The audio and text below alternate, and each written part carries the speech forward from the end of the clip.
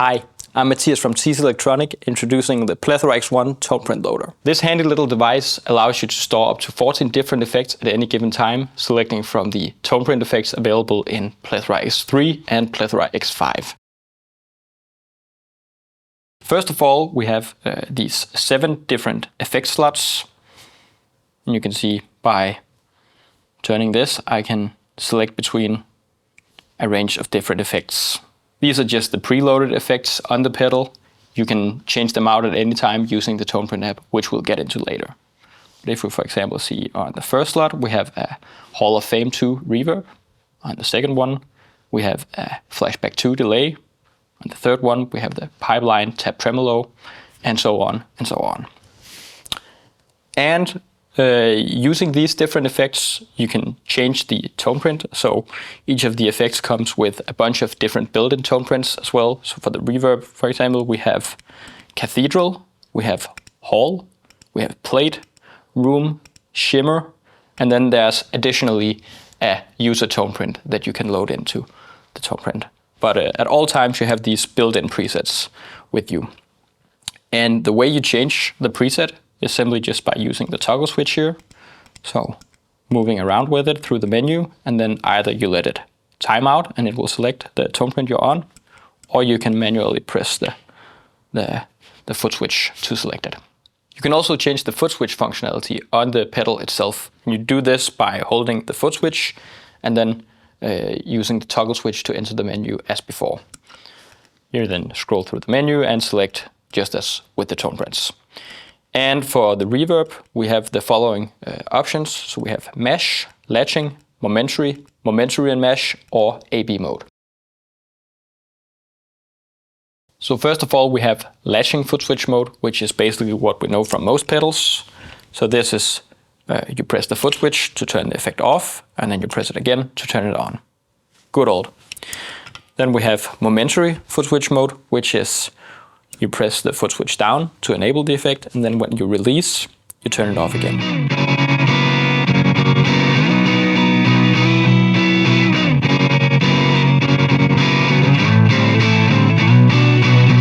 Mash, which is the pedal functioning as a regular on-off, but then in addition to that, we do what we call mashing, which is when you press the foot switch hard, it allows you to control a number of parameters on the effect that you can configure within the Toneprint editor. And this allows you to do sort of like what you would do with an expression pedal, but just using the foot switch.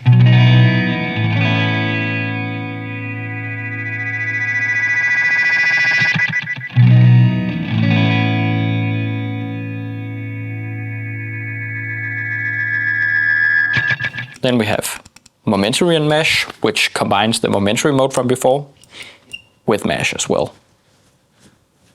Of course, we also have Tap Tempo, which is enabled for effects such as the delay, the vintage echo, and the pipeline tap tremolo. So this is just regular on-off, but then you can also press and hold and start tapping a tempo.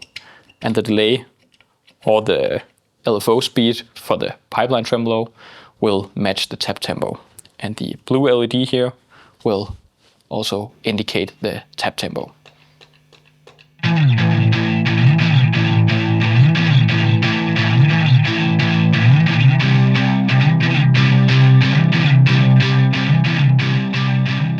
And then last but not least, we have the AB mode.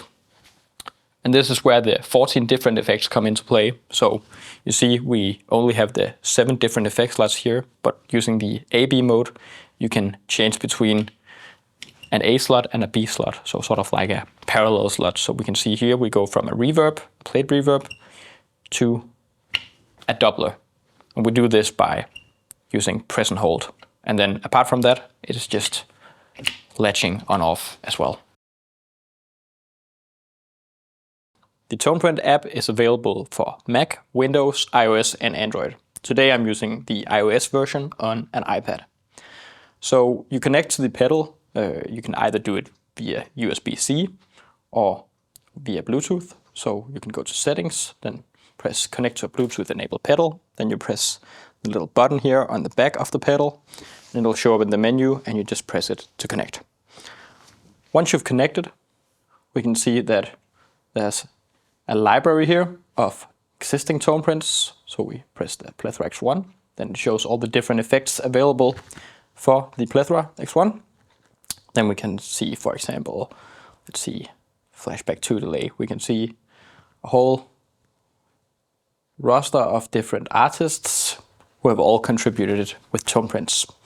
So we can, for example, take Charles Cave made a slow dive tone print. By pressing on the tone print, you will audition it, as we call it, which means you can hear it, you can play with it, and see whether you like it or not. Then once you've decided that you actually like a tone print, you press Store in Pedal, and it'll store it on the pedal, which means that you can now disconnect the app and it'll still be on the pedal. Furthermore, you can edit your own tone prints, which is where the Toneprint series really shines, in my opinion. So we can take, for example, a flashback 2 delay. We'll take the analog tone print as a template. These are all templates that you can work from and then tweak to your liking from there. And we'll press the pencil here, which opens up this menu where you can access a whole lot of parameters that you can't otherwise access on the pedal. And we can, for example, set the amount of flutter or the amount of wow. And these are just static presets, but what's even more interesting is that we can actually change the mapping, so we can decide what the different knobs actually control. So we can, for example, say knob C currently controls the router effects level, but we could instead get it to control, let's see, the flutter, for example. So when I turn the knob here, it says flutter, and it actually controls that. And I can even get it to control several parameters. So I can say we also want the same knob to control the low cut frequency of the internal filter, which we have now. So now we have both of them. And you can change the curves as well. So if you don't like the standard just linear curve, you can actually change around how the knob actually maps to the different parameters. And that's really neat. And apart from the different knobs here, you can also do mesh mapping, which is deciding what parameters the mesh switch actually controls when we use it in the mesh functionality. And this is where it really shines, in my opinion, because you can get really freaky and make some weird tone prints that's not just a static sound that you put on, but a sound that you can actually interact with and play with while you're playing.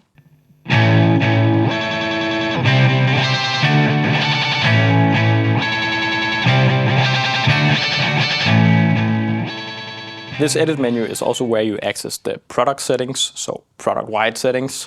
So we can change the bypass mode, whether it's buffered bypass or true bypass. With buffered bypass, you also get trails on delays, for example. So when you turn off the effect, the delay will keep on going until it stops naturally. Whereas if you're in true bypass, it'll cut immediately as you turn off the effect.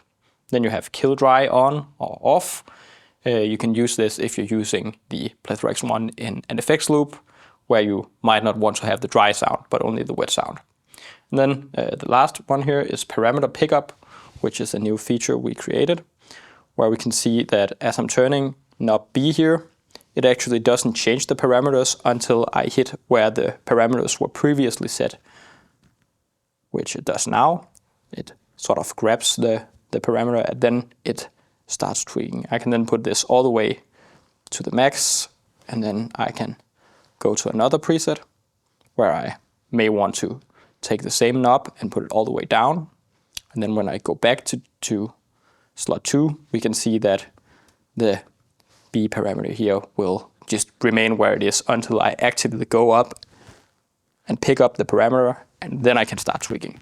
So now you might be thinking to yourself, okay, it's cool with the delays and the reverbs, but I'm not really interested in having a phaser. So can I just have a whole bunch of delays? And we got you covered. You can. You can just store a whole lot of different delay tone prints onto the 7 different slots. And maybe let's put some reverbs on the last 4 or something like that. So my point is basically just that you're not limited to having a single user Toneprint or artist Toneprint of a certain type of effect. You can mix and match just as you want. So fully configurable.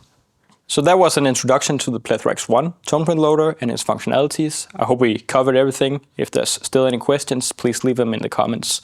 And if there's things you'd like us to discuss in a future video, leave that in the comments as well.